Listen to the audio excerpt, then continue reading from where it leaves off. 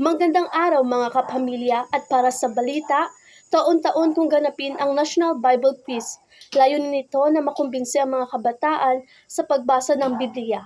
Malaking tulong ang ganito sa mga kompetisyon, lalo na sa mga Catholic school, kung saan bahagi na ng curriculum ang religion.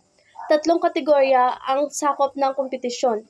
Ito ang Old Testament, Gospel at Apostle. Ginanap ang regional final sa Iloilo kung saan 6 na mga paaralan ang lumahok.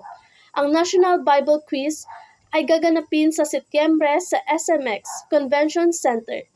Laura Jean Cordova, nag-uulat para sa TV Patrol, Panay. Good morning, families, and for the news.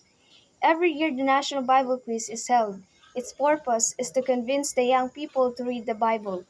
Competitions like this are a great help, especially in Catholic schools where religion is already part of the curriculum. The competition covers 3 categories. This is the Old Testament, Gospels, and Apostles. The regional finals week held in Iloilo where 6 schools participated. The National Bible Quiz B will be held in September at the SMX Convention Center. Ira Lauron Geronimo, reporting for TV Patrol Panay.